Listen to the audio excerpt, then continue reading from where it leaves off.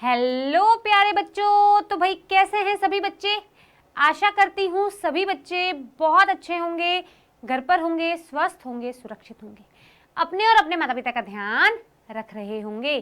जल्दी से comment box में लिख के बता दो भाई कैसे हो। आई होप मस्त हो, है ना? तो भाई हम फिर आ गए हैं कक्षा 8 की विज्ञान में, है ना? मैम एग्जाम बहुत नियर है, डर लग रहा है। तो डरने की तो बात ही नहीं है बेटा, एटलीस्ट साइंस में तो नहीं डरना है ना? निष्ठा मैम साथ में, फिर डरने की क्या बात है? बताओ क्या लगता है आपको? जल्दी से कमेंट बॉक्स में लिख के बताओ। निष्ठा मैम साथ में है, डरने की बात है यस और नो? आई होप नहीं है ना? तो आज हम फिर करने वाले हैं एक चैप्टर का वन शॉट रिवीजन। चैप्टर का नाम है कोशिका, संरचना एवं प्रकार्य। तो भाई इसी चैप्टर का हम वन शॉट करने वाले,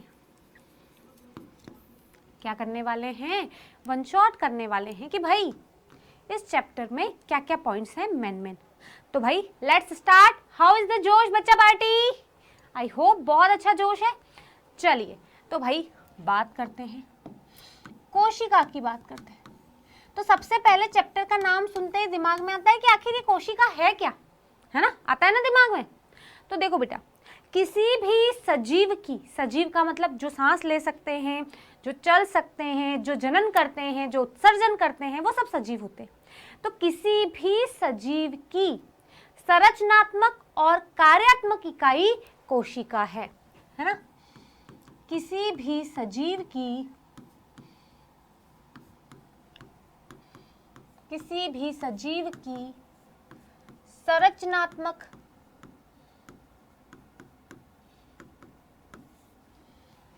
एवं कार्यात्मक इकाई वो क्या है? कोशिका है। अब इसका मतलब क्या हुआ? देखो बेटा, संरचनात्मक का मतलब संरचना करने वाली। एक सिंपल सी बात समझो, ये कोई घर है, ठीक है? ये घर है, फिर वही बात, ये घर बना हुआ है दीवार से और ये दीवार बनी हुई है ईंट से। तो भाई इस घर की रचना के लिए, इस घर की संरचना के लिए मुझे मेन इकाई क्या चाहिए? मुझे मेन इकाई ईंट चाहिए। सिमिलरली हमारे इस बॉडी की रचना के लिए, हमारे शरीर की रचना के लिए मेन इकाई जो चाहिए वो कोशिका है। क्यों? क्योंकि जब कोशिकाएं जब बहुत सारी कोशिका मिलती हैं तो उत्तक का निर्माण होता है, टिश्यू जिसको बोलते हैं हम, है ना? जब बहुत सारी कोशिकाएं मिलती तो उत्तक का निर्माण होता है। जब ये उत्तक मिलते हैं आपस में तो भाई अंग बनते हैं और अंगों से हमारा शरीर बनता है। भाई हमारे शरीर में क्या है? हाथ है, पैर है ना, गर्दन है। तो हमारे शरीर में यही है। तो देखो, कोशिकाओं से बना उत्तक, उत्तक से बने अंग और अंग से बना शरीर। तो हमारे शरीर के लिए मेन चीज क्या चाहिए? कोशिकाएं। जब बहुत सारी कोशिकाएं मिलेंगी तभी तो उत्तक बनेगा, जब बहुत सारे उत्तक मिलेंगे तभी तो अंग बनेगा, और बहुत सारे अंग मिलेंगे तब शरीर बनेगा। इसीलिए कहा शरीर की संरचनात्मक इकाई। अब कार्यात्मक इकाई क्यों कहा बताओ? तो देखो बेटा, जब भी आप कोई काम करते हो तो काम करने के लिए मान लो आपको लिखना है तो हाथ की जरूरत है ना? किसी को झापट मारना है, हाथ की जरूरत है। दौड़ना है, पैरों की जरूरत है। तो इन कार्य करने के लिए हमें अंग चाहिए, और अंग कभी बनेंगे? जब उत्तक होंगे। उत्तक कब बनेंगे? जब कोशिका होगी। इसीलिए कहा कोशिका हमारे शरीर की रचनात्मक और कार्यात्मक इकाई है। समझ में आ गया तो ठोको थम्स अप फटाफट कि यस मैम समझ में आ चुका है। आ गया ना? चलिए, तो ये है बेसिकली कोशिका। समझ में आ रहा है? अच्छा लग रहा है? तो भाई क्लास को फटाफट से लाइक कर दो, अधिक से अधिक बच्चों को शेयर कर दो। यूट्यूब पे नए हो तो सब्सक्राइब के बिना न जाना। चलिए बढ़ते हैं आगे। अब इसकी खोज किसने की थी? तो भाई कोशिका की जो खोज की थी वो की थी रॉबर्ट हुक ने। कोशिका की जो खोज की थी बेटा वो रॉबर्ट हुक ने की थी। किसने की थी बच्चा? कोशिका की जो खोज की थी वो रॉबर्ट हुक ने की थी। पहली बार रॉबर्ट हुक ने कार्क के अंदर, कॉर्क की छाल, इसके अंदर कोशिका देखी। दूसरी बात, भाई कोशिका की खोज किसने की? रॉबर्ट हुक ने। क्या देखा? कॉर्क की छाल देखी, है ना, कॉर्क की छाल के अंदर कोशिका देखी। और याद रखना बेटा, ये जो कोशिका थी वो मृत कोशिका थी।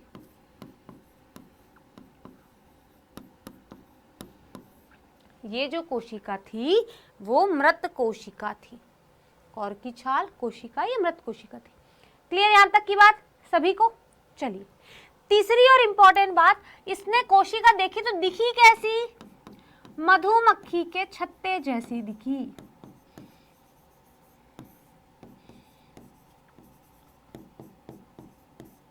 ठीक है, तो जो जो कोशिका की खोज से रिलेटेड क्वेश्चन पूछते सारे बता दिए। खोज रॉबर्ट हुक ने की। किसमें की? तो कॉर्क की छाल में की, है ना। क्या देखा? तो मृत कोशिका देखी। कैसे दिखती थी? तो मधुमक्खी के छत्ते जैसी दिखती थी। क्लियर? बढ़े आगे। चलिए नेक्स्ट। अब ये जो कोशिका है, अब कोशिका के बारे में आपको पूछता है कुछ कुछ बातें। जैसे पूछता है कि कोशिका की संख्या कितनी होती है किसी के शरीर में, तो क्या बोलोगे? भाई कोशिका की संख्या के आधार पर जीव जनरली दो प्रकार के होते हैं। एक कोशिक जीव जिनके शरीर में सिर्फ एक कोशिका है, बहुकोशिक जीव जिनके शरीर में बहुत सारी कोशिकाएं, जैसे मानव, मेरे शरीर में बहुत सारी कोशिकाएं हैं, मैं गिन भी नहीं सकती इतनी। क्लियर? तो भाई मेरा शरीर बहुकोशिक है। अमीबा या पेरामीशियम ये जलीय जीव है, जल में यानी पानी में पाए जाते हैं। ये एक कोशिक जीव हैं, इनका जो शरीर होता है वो एक कोशिका से मिलकर बना होता है। तो भाई कोशिका की संख्या के आधार पर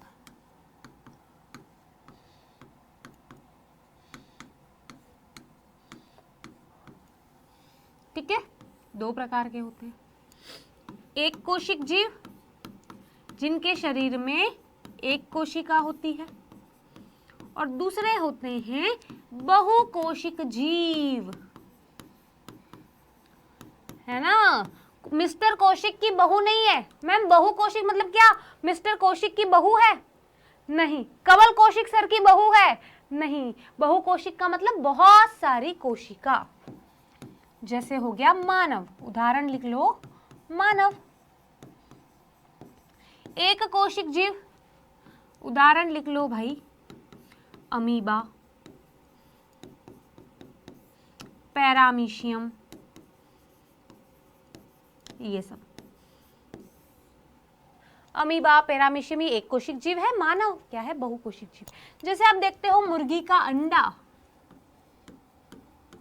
ये अंडा भी बेटा एक कोशिक है या एक कोशिका है। सिमिलरली हमारे रक्त में होती है WBC, नाम सुना है किसी ने? WC नहीं है जो पोटी खाने में बैठते हो, WC की बात नहीं करो। WBC हमारे रक्त में, हमारे ब्लड में पाई जाने वाली श्वेत रुधिर कणिकाएं हैं, ये भी एक कोशिका है। अच्छा किसी को पता है WBC क्या काम करती है हमारे बॉडी में? जल्दी से कमेंट बॉक्स में लिख के बताओ WBC हमारे शरीर में क्या काम करती है? Very good. तो बेटा ये जो WBC है ना, वो रोगाणु से हमारी रक्षा करती है या रोगाणु से लड़ती है। अब एक और चीज दिमाग में आती है कि मैम ये जो कोशिका है, प्यारी सी कोशिका है ना, दिखती कैसी? कोशिका की आकृति कैसी होती? अब यहाँ पे हमें एक चीज और ध्यान रखनी है कि शुतुरमुर्ग का जो अंडा है वो सबसे बड़ी कोशिका है। ठीक है, यहाँ पे लिख लो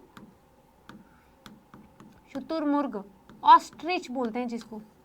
शुतुरमुर्ग का अंडा सबसे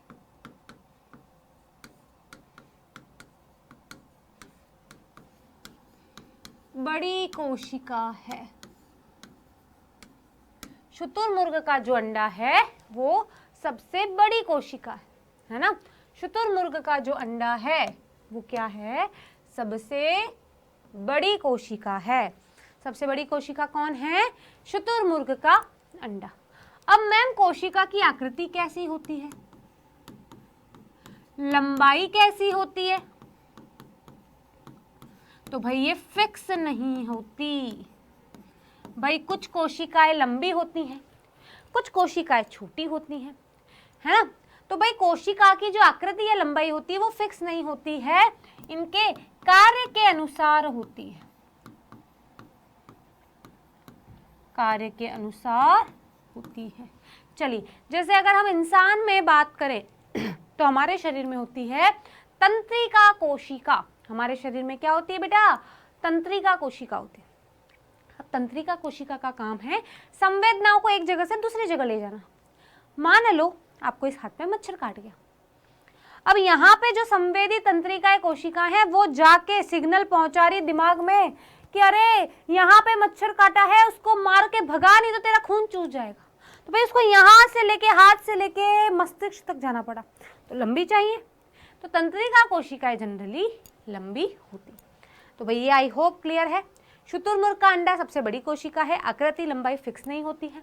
चलिए, अमीबा, अमीबा का जो आकार है वो बदलता रहता है।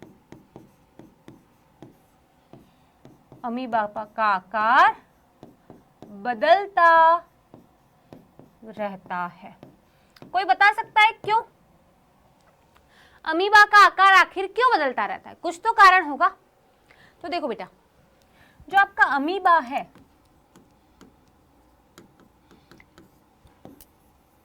ठीक है, ये कीड़े खाता है। मान लो ये कीड़ा है, तो भाई जब इसको खाना होता है, भूख होता है, ये कृत्रिम पाँव निकालता है इस कीड़े के चारों तरफ। अब मान लो ये कीड़ा इधर है, तो फिर इसको कृत्रिम पाँव इधर निकालने पड़ेंगे ताकि उसको अच्छे से ग्रहण कर पाए। तो भोजन का अच्छे से ग्रहण करने के लिए अमीबा अपनी आकार बदलता रहता है। क्लियर यहाँ तक की बात? चलिए, अब बात करते हैं ये जो कोशिका है उस कोशिका के विभिन्न भागों की। तो भाई मेनली 3 भाग हमें पढ़ने हैं। सबसे बाहर की तरफ अगर हम बात करें तो सबसे बाहर होती है कोशिका भित्ति, ठीक है, या कोशिका भित्ति नहीं, कोशिका झिल्ली लिखो इसको।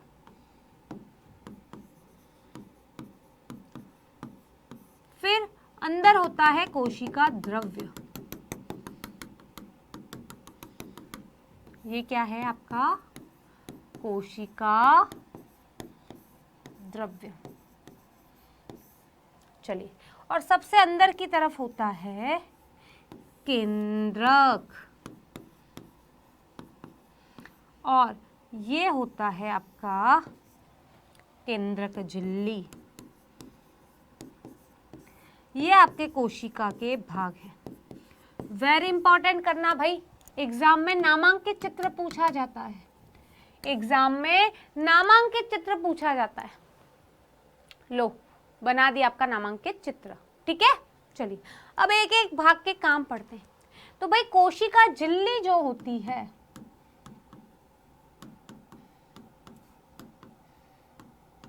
इसके क्या काम है? तो बेटा पहला काम तो है कि आपकी कोशिका को आकार प्रदान करती है। तो कोशिका को आकार प्रदान करती है।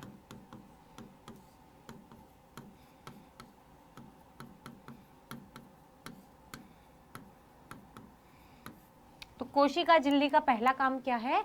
ये कोशिका को आकार प्रदान करती है।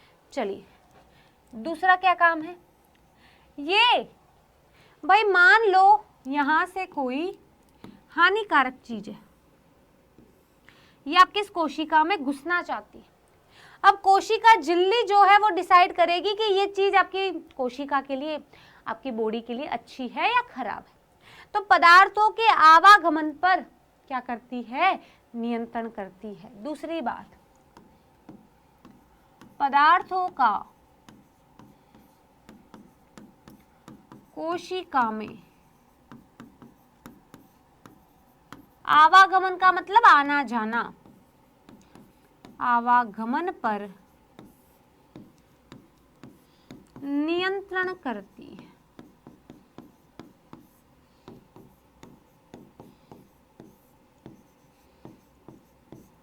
है ना, पदार्थों का कोशिका में आवागमन पर नियंत्रण करती है। कौन करती है बेटा? कोशिका झिल्ली। चलिए अब बात करते हैं कोशिका द्रव्य की। जल्दी से बताओ जिसको पता है क्या है कोशिका द्रव्य, फटाफट। नींद नहीं निकालनी है, सोना नहीं है। मैम दोपहर का टाइम हो रहा है, हमें नींद आ रही है। अरे नहीं सोना है मेरे बच्चे, पढ़ाई करने का टाइम है, हमारी जिंदगी बदल देगी ये चीजें, है ना। तो बहुत अच्छे से पढ़ना है, सुनना है, मेरे साथ साथ लिखते चलना है, नोट्स बनाते चलना है। जल्दी से कमेंट बॉक्स में लिख के बताओ व्हाट इज कोशिका द्रव्य।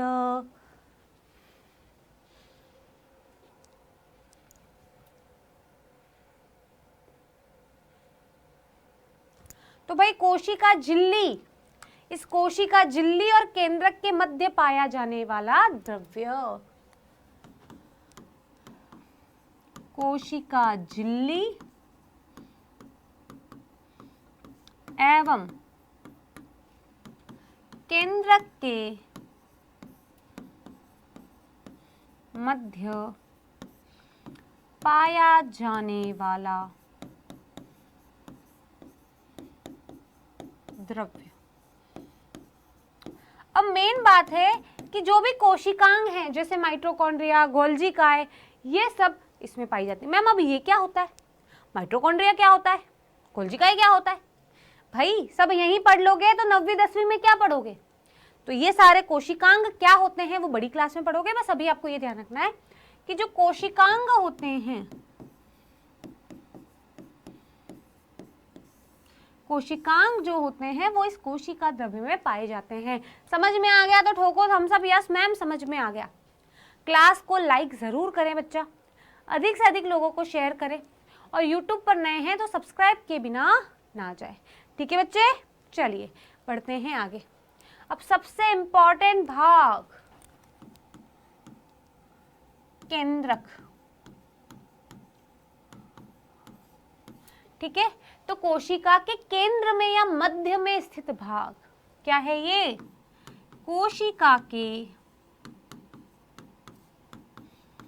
केंद्र या मध्य में स्थित भाग। कोशिका के केंद्र में या मध्य में स्थित भाग, ये कौन है?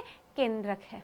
ठीक है, ये कोशिका के कार्य को नियंत्रित करता है कि भाई कोशिका को क्या काम करना चाहिए, नहीं करना चाहिए। कोशिका के कार्य को नियंत्रित करता है। और क्या करता है भाई? और क्या करता है केंद्रक? बताओ। कोशिका के काम को नियंत्रित करता है, और क्या करता है?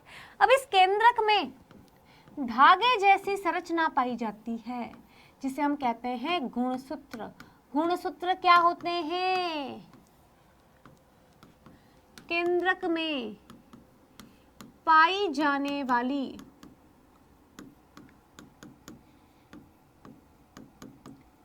धागे जैसी संरचना।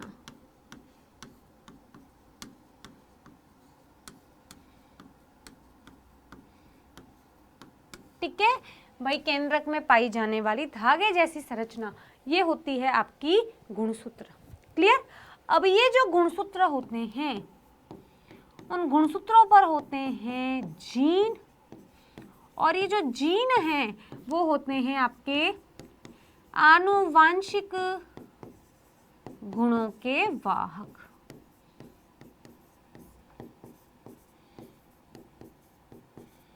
क्लियर है? क्लियर है तो यार थम्स अप दिखा दो फटाफट। चलिए अब जो इस चैप्टर का एंडिंग पॉइंट है, अगर मैं बात करूं पादप कोशिका की, तो पादप कोशिका जो होती है वो जंतु कोशिका से थोड़ी भिन्न होती है ना। तो भाई पादप कोशिका में एक अन्य आवरण होता है जिसे कहा जाता है कोशिका भित्ति, है ना। भाई आपके जो पेड़ पौधे हैं वो चल नहीं सकते, दौड़ नहीं सकते। जैसे मान लो बेटा बारिश आ गई, बहुत तेज बारिश आ गई, तो आपको पता चल गया भाई मैं भीग जाऊंगी, बीमार हो जाऊंगी, फटाफट दौड़ के घर में चले जाओगे।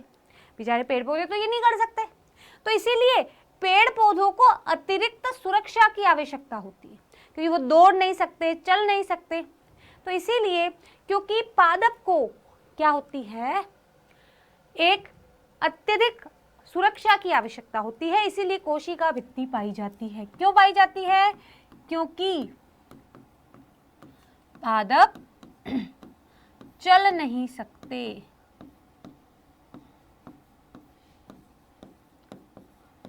क्योंकि पादप चल नहीं सकते, इसीलिए पादप को किसकी आवश्यकता होती है? कोशिका भित्ति की। तो भाई पादप में कोशिका भित्ति एक्स्ट्रा पाई जाती है, ये बात आपको ध्यान रखनी है। तो ये मोटा मोटा रिवीजन था आपके कोशिका वाले चैप्टर का, है ना। जो भी मेन पॉइंट्स थे सारे मैंने आपको बता दिए हैं, इससे बाहर आने की संभावना नहीं है। तो आई होप आपको क्लास पसंद आई होगी। मुझे कमेंट बॉक्स में लिख के जरूर बताना। बहुत सारे बच्चे क्लास तो देखते हैं लेकिन मुझे बताते ही नहीं कमेंट बॉक्स में लिख के उनको क्लास लगी कैसी। तो मुझे कमेंट बॉक्स में लिख के जरूर बताना बेटा आपको क्लास कैसी लगी। क्लास को विराम देंगे, मिलेंगे अगली क्लास में। तब तक के लिए बाय बाय, टेक केयर।